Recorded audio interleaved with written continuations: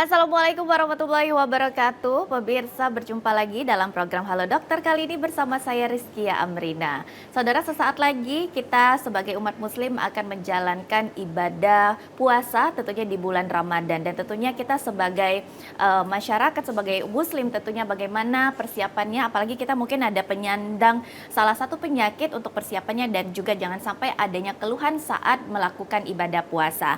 Hari ini kita sudah kedatangan dokter, tentunya sudah hadir bersama kami ada Dr. Imelda Veronica SPPD, tentunya dokter spesialis penyakit dalam dari RSUD Siti Fatimah Provinsi Sumatera Selatan. Assalamualaikum dokter, apa kabarnya? Waalaikumsalam Mbak Kiki, Alhamdulillah sehat. Alhamdulillah sehat selalu, tentunya sudah siap ya dok ya, kita mau puasa bentar lagi ya dok. Insya Allah siap, sahur nanti ya. Iya, sudah nggak sabar tentunya momen puasa yang pastinya selalu ditunggu-tunggu oleh umat muslim. Baik Betul dokter, sekali. tentunya hari ini kita akan membahas mengenai puasa Ramadan bagi penyandang diabetes. Mungkin kita lebih fokus ke salah satu penyakit yang memang sangat berkaitan sekali dengan puasa tentunya. Mungkin kita juga jelaskan bagi masyarakat, ini banyak yang belum paham mengenai diabetes mellitus tentunya, dan bagaimana kondisinya secara umum, mungkin gejala dan keluhannya, dan biar masyarakat juga lebih paham kalau ternyata dia mungkin sudah terkena diabetes. Silakan dokter. Terima kasih Mbak Kiki dan pemirsa di rumah. Salah satu penyakit kronik atau penyakit menahun di Indonesia yang angka kejadiannya cukup tinggi adalah diabetes mellitus. Diabetes mellitus disebut juga dengan penyakit kencing manis. Diabetes mellitus disingkat dengan DM, ini adalah suatu kondisi penyakit yang menahun atau penyakit kronik yang ditandai dengan peningkatan kadar glukosa darah di dalam tubuh melebihi nilai yang normal.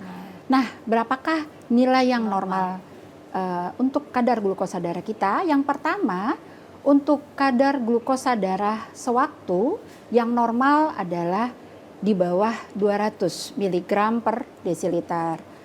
Kemudian kadar glukosa darah yang berpuasa itu berbeda Mbak Kiki dengan glukosa darah sewaktu. Untuk glukosa darah puasa nilai normalnya adalah kurang dari 126 mg per desiliter.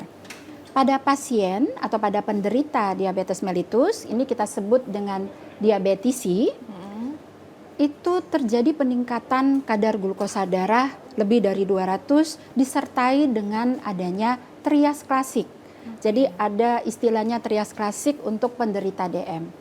Jadi pasien DM itu biasanya di tahap awal akan mengeluhkan gejala polipagi, yaitu mudah lapar, kemudian polidipsi, yaitu pasien sering merasa haus, kemudian poliuri. Jadi pasien sering berkemih atau sering pipis. Hal ini terutama dirasakan sering terutama pada malam hari. Kemudian pada kondisi-kondisi lanjut, diabetes mellitus juga bisa mengakibatkan penurunan berat badan yang tidak diketahui sebabnya.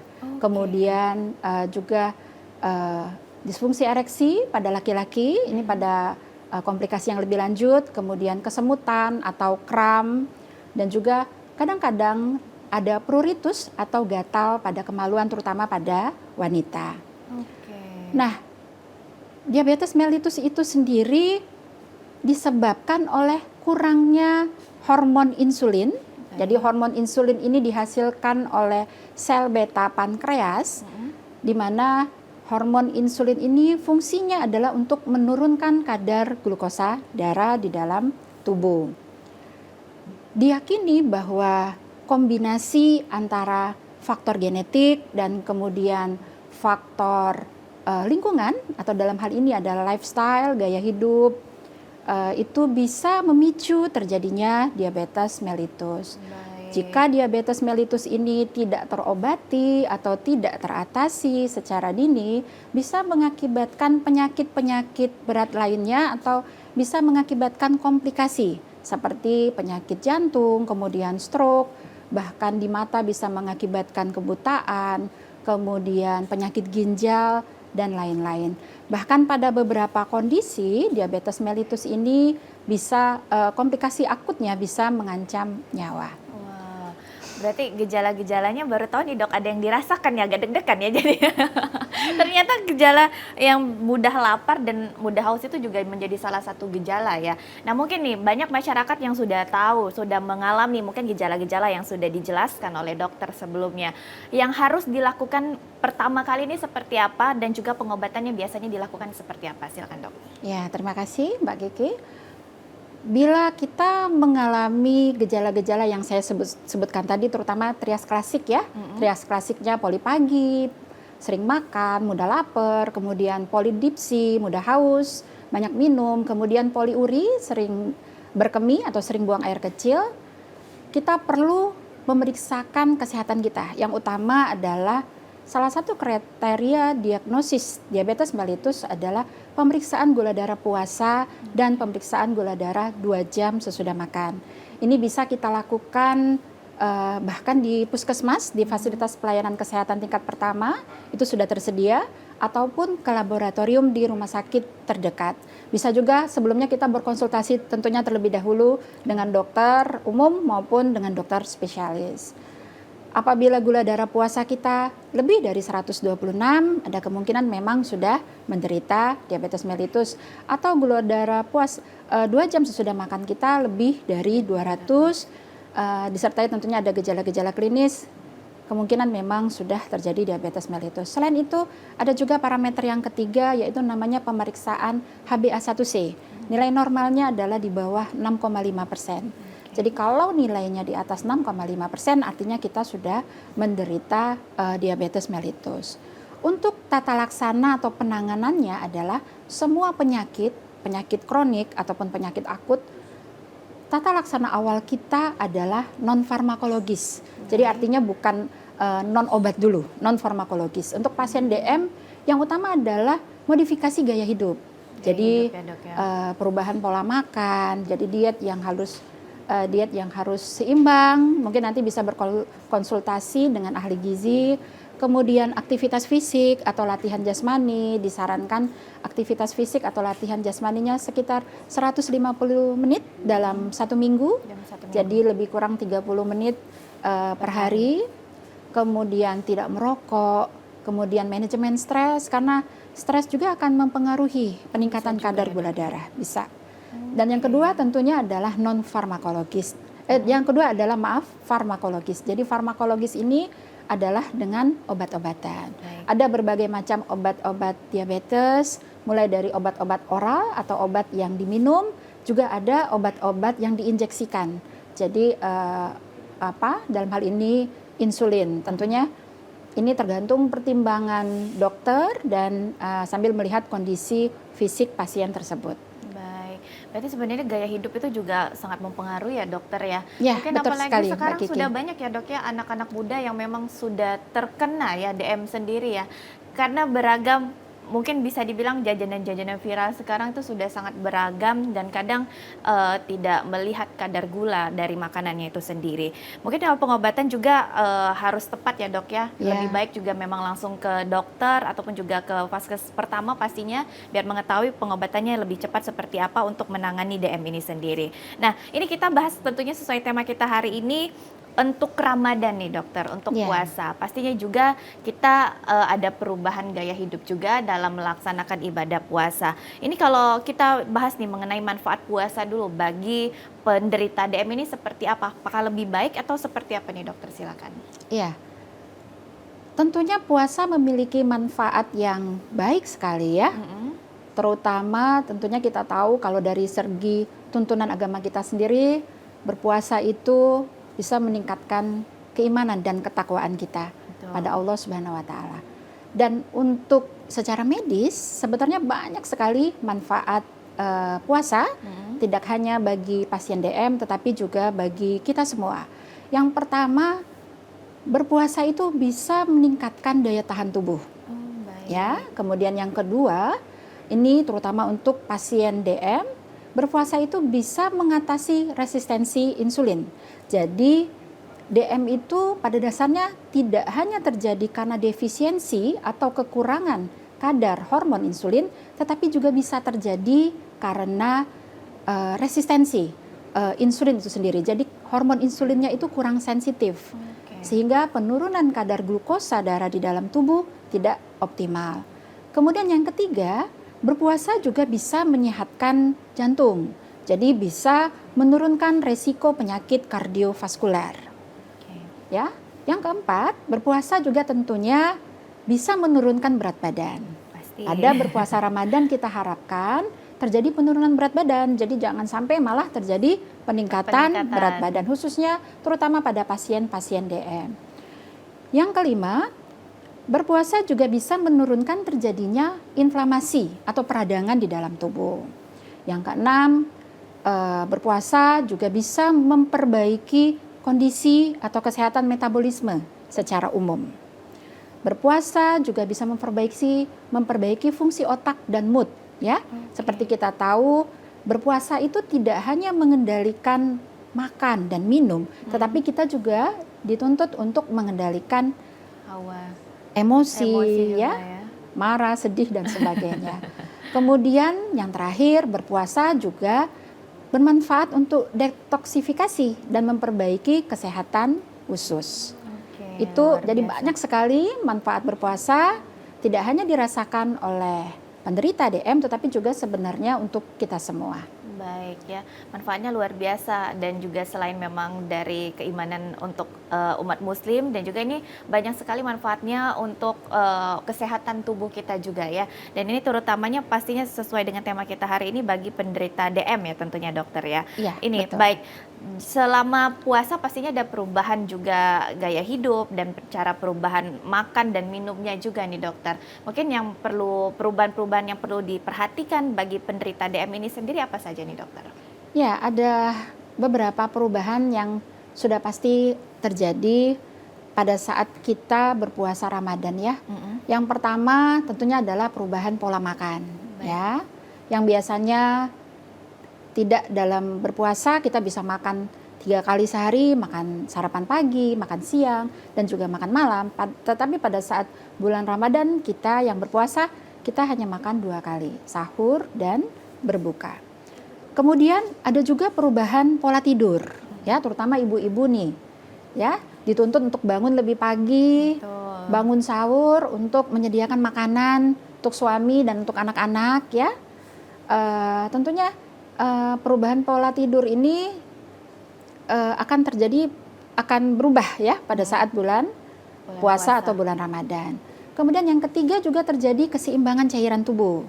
Di mana pada saat sahur sampai dengan berbuka kita tidak bisa minum sepuasnya seperti bukan di bulan Ramadan.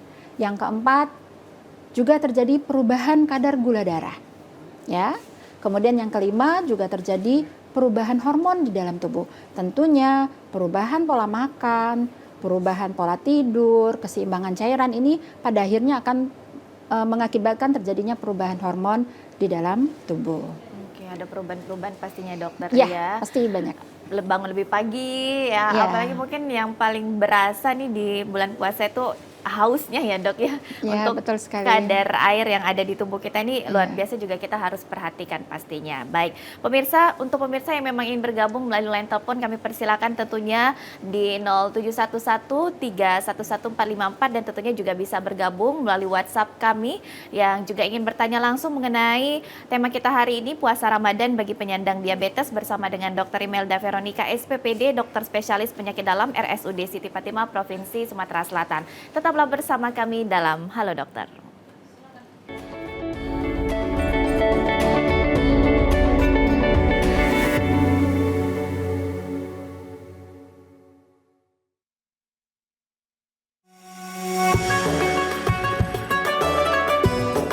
Spesial Ramadan 1447 Hijriah. TVRI Sumatera Selatan menghadirkan syiar Islam yang menyejukkan hati dan memperkuat iman.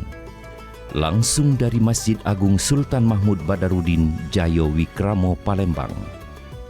Saksikan ceramah ba'da subuh, ceramah ba'da zuhur, dan ceramah menjelang berbuka puasa. Setiap hari selama bulan suci Ramadan.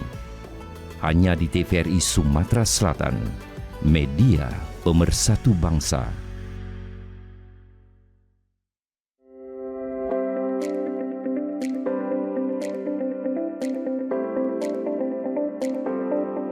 melihat anggur ini sangat prospek. Ternyata anggur itu bisa dibudidayakan di Indonesia, utamanya di dataran tinggi. Tantangannya ada di cuacanya, karena anggur itu sangat menyukai tempat atau daerah yang panas, dan kami itu di sini di 1000 mdpl tuh sangat rentan. Di sini banyak kabut, di lain mungkin di sini adanya hama seperti kelelawar atau tupai, itu menjadi tantangan lah. Untuk budidaya anggur sendiri sebenarnya sangat memerlukan keterampilan khusus. Jadi untuk keterampilan itu sendiri seperti percabangan, pupuknya seperti apa, medianya seperti apa yang baik, dan iklimnya seperti apa itu harus dipelajarinya memang tidak sebentar.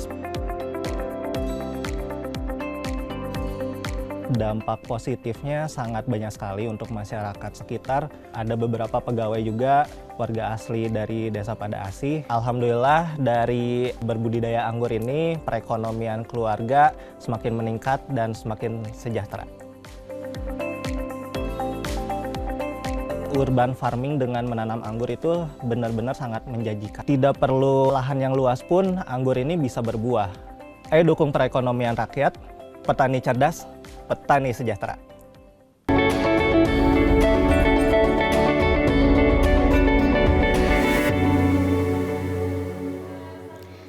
Terima kasih pemirsa, Anda masih bersama kami dalam program Halo Dokter, dan tentunya kita masih membahas mengenai tema puasa Ramadan bagi penyandang diabetes. Dan juga untuk pemirsa yang ingin bergabung melalui line telepon di 0711 311 454 atau melalui pesan WhatsApp di 0823 1198 1790. Baik, ini sebelumnya kita sudah banyak sekali membahas mengenai penyakit dari DM sendiri, tentunya diabetes mellitus, dan juga berkaitan dengan puasa Ramadan yang sebentar lagi kita akan laksanakan. Untuk pasien DM sendiri, Dok, ini bolehkah berpuasa dan tentunya resiko-resiko apa saja nih yang memang bisa terjadi selama bulan puasa? Silakan, Dokter. Ya, terima kasih Mbak Kiki. Pada prinsipnya pasien diabetes mellitus atau dikenal dengan diabetisi itu boleh menjalankan ibadah puasa dengan syarat gula darahnya terkontrol, kemudian tidak ada penyakit-penyakit berat penyerta lainnya. Contohnya adalah penyakit jantung, penyakit ginjal, penyakit hati, ataupun stroke, dan lain-lain. Kemudian untuk pasien diabetes mellitus yang ingin melakukan puasa, memang sebaiknya 4 sampai dengan 8 minggu sebelum bulan Ramadan berkonsultasi terlebih dahulu dengan dokternya. Dan sebaiknya gula darahnya juga terkontrol. Namun ada beberapa kelompok resiko yang dinilai oleh dokter. Dalam hal ini dilakukan penilaiannya adalah tiap tahun. Ada beberapa kelompok resiko pasien DM yang ingin melakukan puasa Ramadan. Ada 3. Yang pertama, kelompok resiko rendah. Kelompok resiko rendah ini masih diperkenankan atau dibolehkan untuk menjalani ibadah puasa Ramadan. Kemudian yang kedua, kelompok resiko sedang atau moderate. Kelompok resiko ini tidak disarankan untuk berpuasa. Kemudian kelompok resiko tinggi. Kelompok resiko tinggi ini sebaiknya tidak berpuasa. Nah, elemen-elemen atau parameter penilaiannya apa saja? Di sini saya mungkin bisa jelaskan secara ringkas ya, Mbak Kiki. Ini dilakukan oleh dokternya dan biasanya tiap tahun itu diulangi penilaian kembali. Yang pertama, parameter pertama adalah jenis dari diabetes mellitus itu sendiri. Ya, jadi diabetes mellitus itu secara garis besar sebenarnya dibagi menjadi 2. Yang pertama DM tipe 1. DM tipe 1 ini sering terjadi pada anak-anak dan pada remaja. Ini dasar penyakitnya adalah autoimun ya, jadi suatu kondisi yang memang di bawah.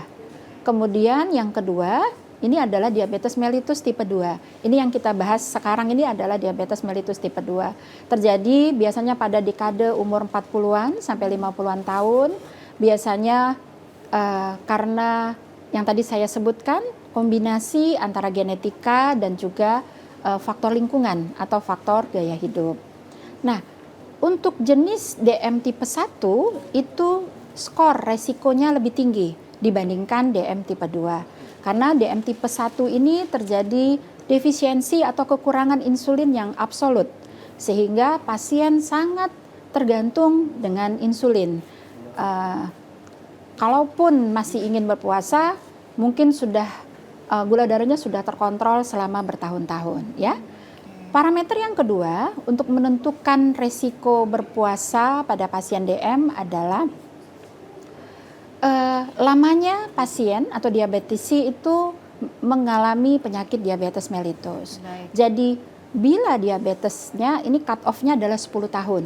Jadi bila penderita mengalami diabetes mellitus lebih dari 10 tahun, itu skor resikonya lebih tinggi dibanding bila di bawah atau kurang dari 10 tahun. Yang ketiga, ada atau tidaknya kondisi hipoglikemia selama paling tidak 3 bulan terakhir pada penderita DM atau pada diabetesi. Apa itu hipoglikemia? Hipoglikemia adalah suatu komplikasi akut diabetes mellitus di mana terjadi penurunan kadar gula darah sampai di bawah 70 mg per desiliter. Biasanya disertai dengan gejala tremor atau gemetar, kemudian pandangan gelap, mata berkunang-kunang, kemudian lemas, bahkan bisa sampai pasien bingung, bahkan sampai bisa terjadi penurunan kesadaran. Jadi kondisi hipoglikemia ini adalah kondisi akut yang harus segera diatasi, karena bila kita terlambat mengatasinya akan mengakibatkan kerusakan otak yang permanen. Ya, jadi kalau diabetesi tersebut memiliki riwayat timbul hipoglikemia paling tidak 3 bulan terakhir, atau bahkan mungkin sering 1 minggu 1 kali atau lebih, ini ada kriterianya ya Mbak Kiki ya, ada tabelnya, itu beresiko untuk melakukan ibadah puasa. Kemudian yang keempat, parameter keempat adalah glycemic control atau kontrol glikemiknya. Nah, dalam hal ini parameter yang dipakai adalah HbA1c. Jadi HbA1c terutama bila nilainya di atas 9%, itu skor resikonya itu lebih tinggi dibanding bila di bawah cut off-nya itu diambil di bawah 7,5%. Ya, artinya kalau 9% tentunya gula darahnya masih sangat tidak terkontrol di 3 bulan terakhir. Jadi HbA1c itu untuk menilai kontrol gula darah selama 3 bulan terakhir. Kemudian yang kelima ya, yang kelima adalah tipe dari treatment atau tipe dari pengobatannya. Ya, pasien DM yang pengobatannya tanpa obat, misal terkendali hanya dengan pola makan, mengatur pola makan dengan diet dan dengan latihan jasmani, atau mungkin diberi obat metformin, mungkin pernah dengar ya Mbak Kiki, obat metformin biasanya ukuran obatnya lebih besar, pil putih bulat, biasanya pasien bilangnya begitu ya, besar. Itu lebih aman dibandingkan kalau penderita DM ini mengkonsumsi obat-obat terutama golongan sulfonylurea ya, golongan sulfonylurea biasanya diawali dengan suku kata glimepirid, glibenclamid, atau bahkan yang menggunakan obat suntikan insulin. Ya, resiko untuk berpuasa pada pasien DM yang mendapatkan terapi obat dengan sulfonylurea yang saya sebut tadi, dimulai dengan suku kata glimepirid, glibenclamid, gliquidon, gliclazid dan lain-lain, dan juga yang menggunakan obat suntikan dalam hal ini obat insulin, itu resikonya lebih tinggi dibanding dengan yang tidak menggunakan obat-obat tersebut. Kemudian ada juga parameternya SMBG. SMBG ini adalah self monitoring blood glucose. Jadi mampukah pasien DM ini memantau kadar glukosa darahnya secara mandiri di rumah.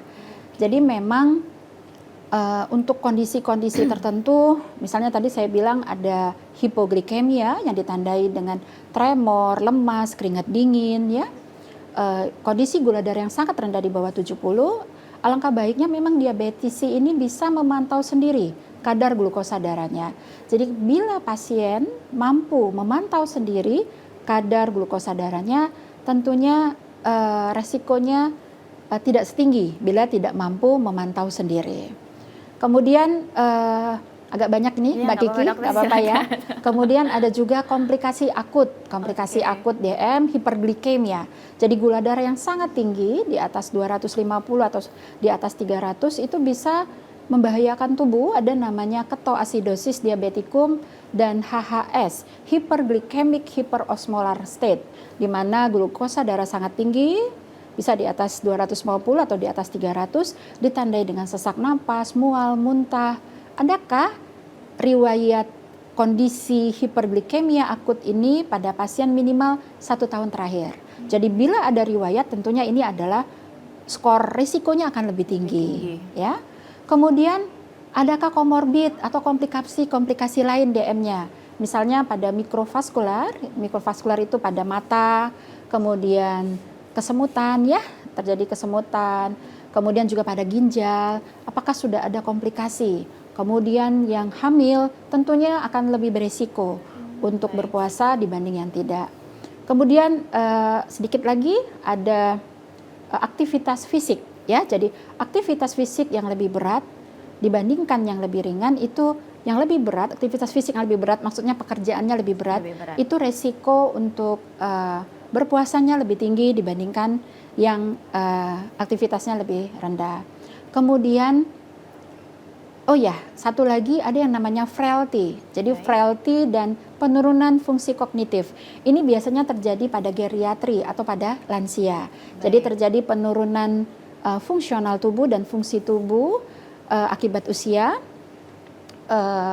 Biasanya kalau lansia tinggal sendiri, ada DM, mungkin skor resikonya akan lebih tinggi dibanding yang tidak. Kemudian experience atau pengalaman selama berpuasa di bulan Ramadan tahun sebelumnya, apakah ada pengalaman yang yang negatif atau tidak. Jadi kalau ada pengalaman yang negatif seperti misalnya hipoglikemia atau hiperglikemia, itu mungkin harus lebih hati-hati. Jadi skor resikonya akan lebih tinggi. Dan yang terakhir adalah durasi atau lamanya berpuasa. Cut off-nya adalah 16 jam. Jadi kalau kita berpuasa lebih dari 16 jam, itu resikonya lebih tinggi dibandingkan berpuasa di bawah 16 jam. Untungnya Mbak Kiki, kita ini tinggal di negara Khatulistiwa Indonesia, di mana kita berpuasa paling-paling durasinya antara 12 sampai dengan 14 jam. Nah, siapakah yang melakukan penilaian resiko ini? Yang melakukan penilaiannya adalah dokter, ya, terutama dalam hal ini dokter spesialis penyakit dalam, yang nanti akan memberikan advice atau saran kepada Bapak Ibu penyandang diabetes, apakah tidak diperbolehkan berpuasa pada kelompok risiko tinggi, ataukah sebaiknya disarankan untuk tidak berpuasa, ini pada kelompok risiko sedang atau moderate. Kemudian apakah diperbolehkan berpuasa ini pada kelompok resiko yang rendah. Baik, ini yang memberikan penilaian dokter ya. Jadi jangan menilai diri sendiri ya dokter ya. Betul sekali. Jadi lebih baik memang sebelum memasuki bulan puasa, masyarakat ataupun juga pasien diharapkan juga berkonsultasi dengan dokter sebelumnya bagaimana baiknya untuk menjalankan ibadah puasa. Jangan sampai dipaksakan puasanya malah membahayakan untuk kesehatan diri sendiri. Baik pemirsa, betul. Kami akan kembali tentunya setelah jeda berikut, tetaplah bersama kami.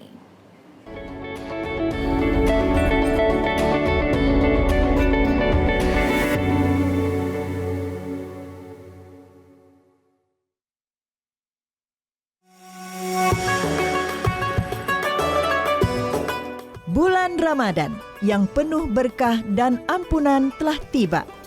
Saatnya menata hati, menguatkan iman, dan menambah ilmu penuntun kehidupan. Hikmah Ramadan, program spesial Ramadan yang menghadirkan kajian Islam penuh makna, menenangkan jiwa dan meneguhkan langkah. Live setiap hari selama bulan Ramadan, pukul 16:30 waktu Indonesia Barat. Hanya di TVRI Sumatera Selatan, media pemersatu bangsa.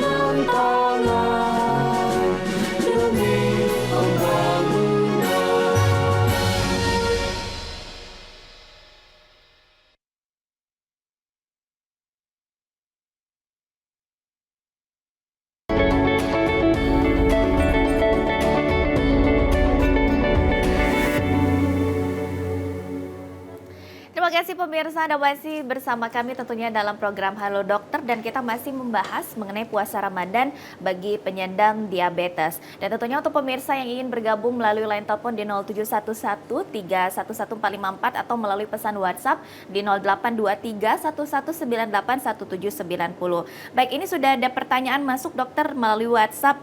Ini dari Sila di Palembang. Dokter, sebagai penderita DM, apakah ada tips dan triknya dalam melaksanakan ibadah puasa agar tetap menjalankan ibadah puasanya dengan baik juga? Boleh, silakan dokter dijawab pertanyaannya. Ya, terima kasih pertanyaannya untuk Ibu atau Bapak Sila ya, Iya. di Palembang. Tentunya dengan berbagai perubahan yang terjadi, kemudian dengan diabetes mellitusnya sendiri, ada tips dan trik tertentu agar kita bisa menjalankan ibadah puasa dengan lancar dan bisa melaksanakan ibadah yang optimal, khususnya pada pasien DM. Yang pertama, ini agak banyak ya Mbak Boleh, Kiki ya, silakan, dokter. ada lebih kurang 10 Wow. tips yang saya berikan agar penderita DM atau diabetes bisa beribadah puasa dengan lancar. Baik. Yang pertama adalah sahur yang tepat. Nah, bagaimana sahur yang tepat itu? Sahur yang tepat adalah yang jelas yang pertama, penderita DM khususnya itu tidak boleh melewatkan atau skip sahur. Nggak boleh ya dok? Nggak boleh, karena akan terjadi Wajib. resiko hipoglikemia kalau sampai tidak sahur. Jadi kan kadang-kadang males Males, benar. untuk bangun pagi sehingga kita skip, udah deh minum air putih aja. Kalau untuk penderita DM sebaiknya jangan. Ya, baik. Kemudian sahur yang tepat itu yang gimana lagi? Sahur yang tepat itu adalah sebaiknya kita sahur mendekati waktu imsak. Ya, jangan misalnya sekalian tidur, sebelum tidur kita makan biar nggak bangun sahur lagi, atau kita sahur jam 2 biar kita masih bisa tidur. Nah, itu salah. Sebaiknya kita sahur mendekati waktu imsak, ya. Kemudian yang ketiga, asupan nutrisi yang harus seimbang ya pada saat sahur tersebut juga harus kita perhatikan. Jadi harus cukup karbohidrat, protein, sayur dan buah dan juga serat ya. Serat ya, dok. Karbohidrat Gula juga ya, yang dok, ya? lebih diutamakan adalah karbohidrat yang kompleks. Oke, Jadi seperti apa, karbohidrat dok? yang kompleks itu lebih baik dibanding yang simpel. Karbohidrat yang kompleks contohnya beras merah. Itu lebih baik daripada beras putih. Kemudian roti gandum itu lebih baik daripada roti putih.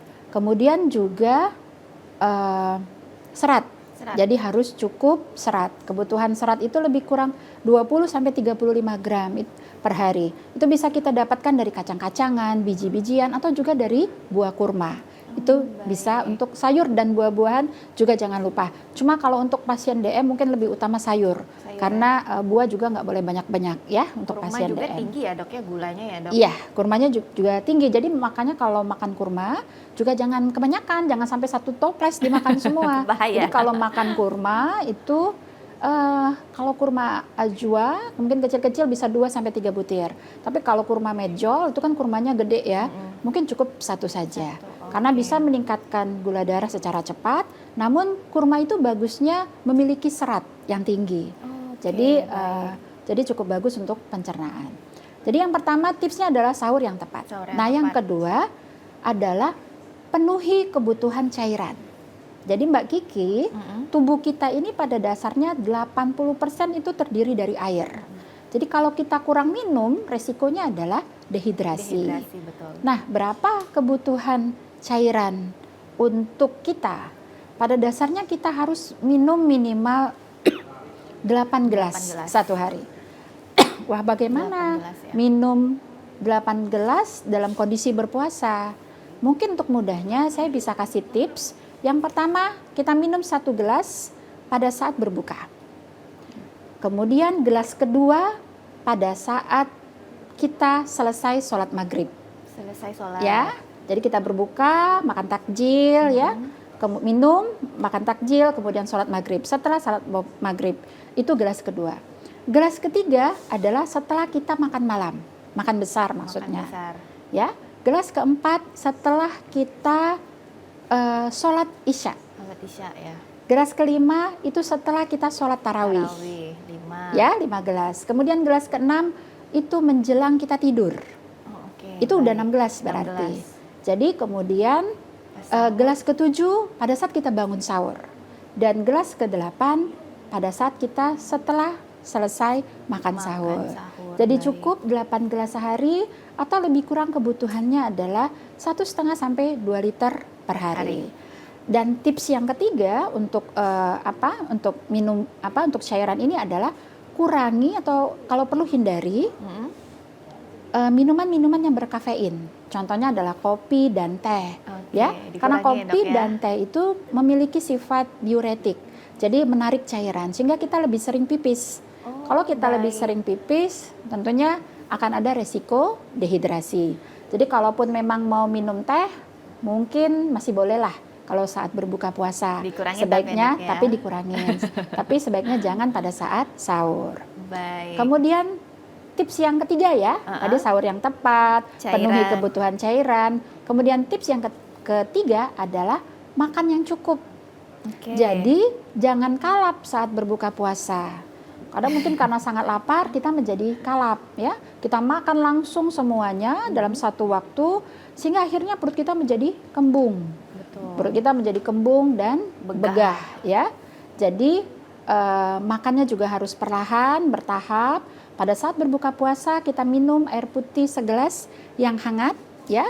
Itu untuk gelas pertama ya dari 8 gelas tadi. Yang hangat, jadi yang sesuai dengan suhu tubuh ya. Jangan sampai kalau terlalu dingin mungkin nanti kaget perutnya ya. Biasanya kan karena langsung kosong. nyari es ya dok ya. Iya. Bahaya berarti yang ya hangat, dikurangin kemudian dengan takjil ya. Takjilnya boleh tadi kurma 2 sampai 3 butir ya. Atau kalau kurma medjool agak besar cukup 1 saja ya. Kemudian sholat maghrib, setelah itu boleh makan besar. Ya boleh sesudah sholat isya atau boleh juga sesudah sholat tarawih, tergantung kebiasaan kita. Cuma jangan lupa dikonsultasikan atau diberitahukan kepada dokternya karena ini menyangkut pemberian obat. Jadi penyesuaian pemberian obat juga tergantung dengan pola makan saat berbuka pasien DM. Baik. Ya. Selanjutnya dok. Kemudian udah 3 ya. Kemudian yang keempat tadi ini mengenai makanan juga sih.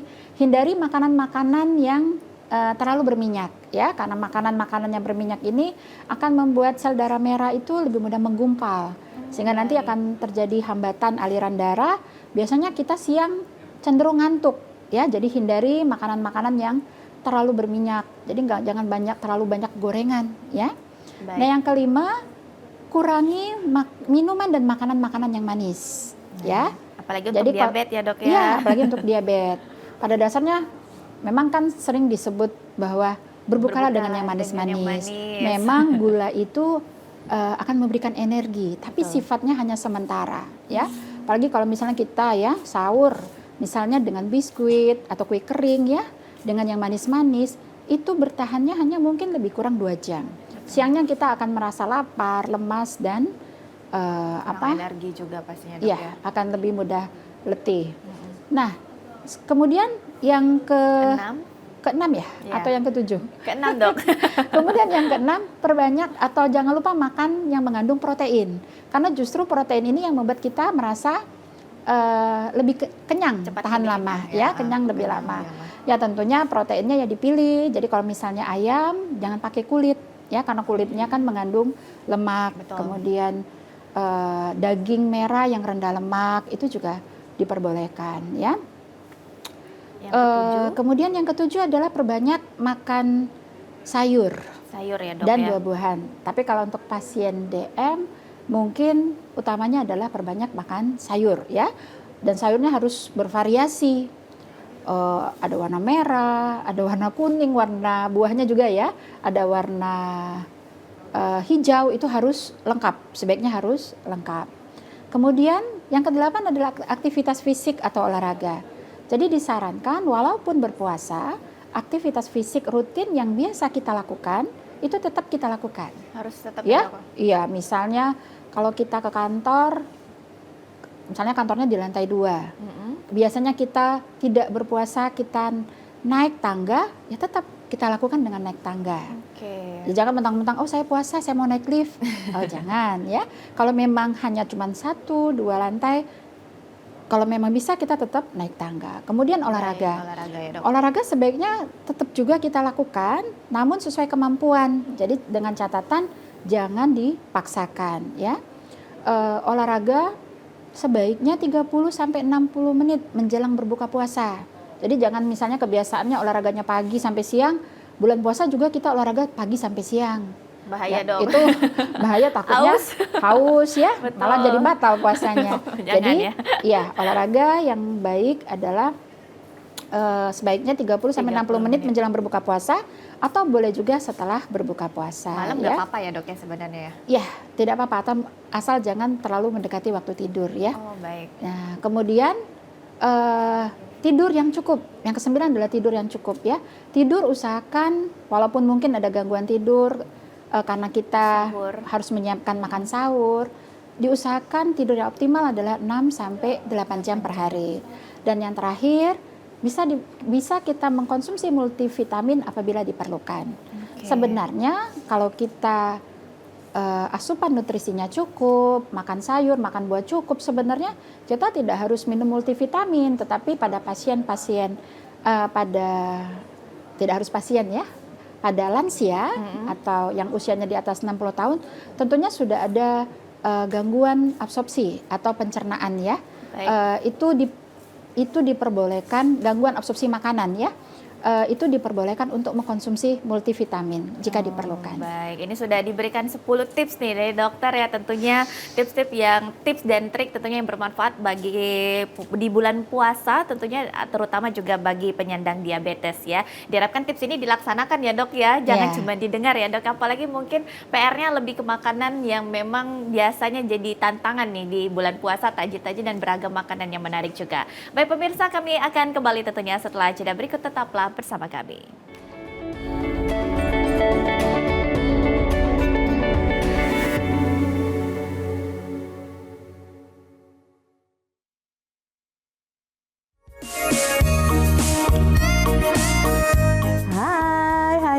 Hai. Selamat pagi pemirsa dimanapun Anda berada. Kita berjumpa kembali ya, di mana?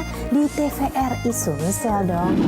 Engkau yang cantik, engkau yang manis. Menyambut pagi yang penuh semangat, luangkan waktumu untuk berkaraoke bersama melalui layar kaca TVRI Sumatera Selatan.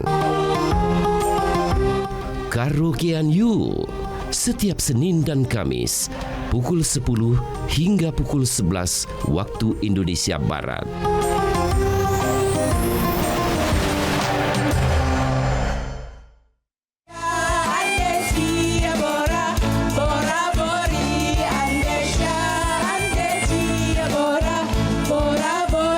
Salah tuh ngapo sedihnya? Aku nih buntu. Ketalang betutu ke rumah Cek Gaya. Cakap. Walaupun buntu tetap gaya.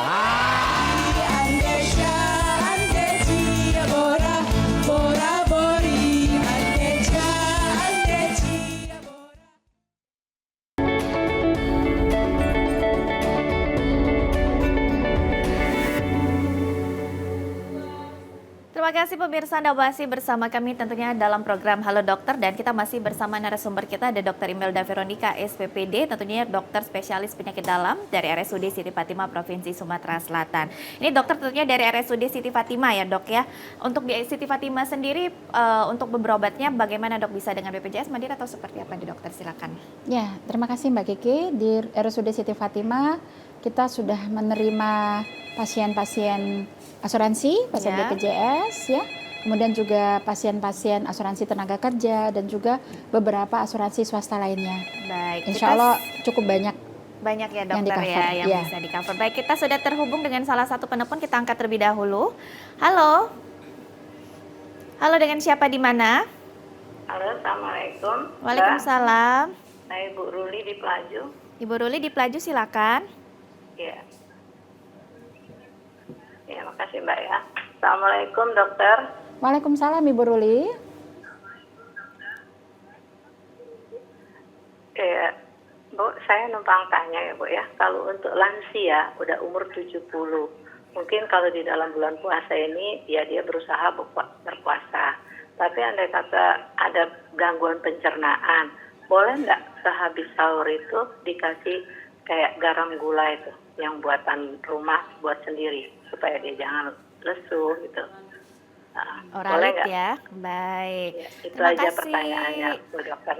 Baik. Assalamualaikum, terima kasih. Waalaikumsalam warahmatullahi wabarakatuh. Terima kasih untuk Ibu Ruli yang ada di Pelaju. Silakan dokter untuk lansia 70 tahun. Jika ada gangguan pencernaan, disarankan mungkin oralit untuk buatan di rumah sendiri. Silakan. Terima kasih Ibu Ruli pertanyaannya. Jadi lansianya ini tentunya juga bukan penyandang DM tapi ya. Ya, pada dasarnya apabila asupan nutrisi kita udah cukup ya, baik dari karbohidrat, dari protein, lemak, sayur dan buah, sebenarnya kita tidak harus menambahkan setelah sahur ya, terutama menambahkan larutan seperti oralit ya, larutan gula dan garam. Tetapi kalaupun juga masih ingin diberikan, pada dasarnya juga tidak ada larangan khusus ya. Baik. Kecuali kalau pasien atau penderita tersebut memiliki kondisi penyakit DM, tentunya kita harus hati-hati dengan gula yang dipilih ya. Kemudian kalau penderita juga, kalau ibu tersebut juga mengidap hipertensi, kita juga tentunya harus hati-hati dengan garam yang terkandung di dalam larutan gula dan garam tersebut. Baik. Jadi sebenarnya sudah cukup asupan dari makanan kita, dari karbohidrat, protein, lemak, sayur, dan buah itu sebenarnya sudah cukup memenuhi. Paling-paling kalau untuk lansia mungkin perlu kita tambahkan multivitamin agar penyerapan zat-zat gizi di dalam tubuh itu lebih baik. Baik. Demikian Ibu Ruli. Terima kasih tentunya untuk Ibu Ruli yang ada di Pelaju. Kita lanjutkan lagi nih dok. Ya, ini mungkin pastinya untuk penderita DM pastinya dokter ya, diberikan obat-obatan. Biasanya kita sudah sering dengar ini mengenai obat metformin lah dok ya, dan obat-obatan lainnya. Ini selama bulan puasa untuk pengkonsumsian obat ini seperti apa dok? Dan juga mungkin waktunya mungkin berbeda juga untuk pengkonsumsiannya seperti apa? Silakan dok. Ya. Untuk terapi pada pasien DM, dalam hal ini adalah terapi farmakologis, obat-obatan, tentunya sifatnya individual dan bervariasi sekali ya Mbak Kiki ya. Dan memang untuk amannya lebih baik memang kita berkonsultasi khusus kepada dokter kita ya, terutama sebelum menjalankan ibadah puasa. Namun ini saya bisa jelaskan secara ringkas, apabila terapi yang diberikan golongan obat biguanid seperti yang tadi disampaikan oleh Mbak Kiki yaitu metformin, ini biasanya tidak perlu kita lakukan penyesuaian dosis atau paling-paling kita perlu mengubah frekuensi. Jadi metformin ini kadang-kadang diberikan 3 kali sehari karena di bulan puasa kita hanya makan 2 kali, yaitu pada saat sahur dan pada saat berbuka. Itu bisa kita ubah dulu selama bulan Ramadan menjadi 2 kali ya. Setelah sahur dan setelah berbuka puasa. Nah, yang perlu pemindahan jadwal minum obat atau bahkan perubahan dosis itu adalah golongan obat sulfonilurea. Tadi yang saya sebut yang dimulai dengan kata-kata glimepirid, glibenclamid, gliquidon, gliclazid, glipizid dan lain-lain. Ini sebaiknya yang tadinya biasanya diminum pagi hari, ya sebelum makan saat sarapan pagi, itu diubah minumnya pada saat berbuka puasa, ya pada saat berbuka puasa. Kenapa? Kalau diminumnya pagi hari saat sahur, yang kita takutkan adalah resiko hipoglikemia atau terjadi penurunan kadar glukosa darah yang drastis apabila diminum saat sahur. Jadi yang selama ini diminum pagi, glimepirid, glibenclamid tadi, itu kita ubah menjadi di waktu berbuka puasa, yaitu pada saat malam hari. Kemudian ada juga golongan obat sulfonilurea, gliclazid, itu kadangkala diberikan 2 kali sehari, ya 2 kali 80 mg, pagi dan sore.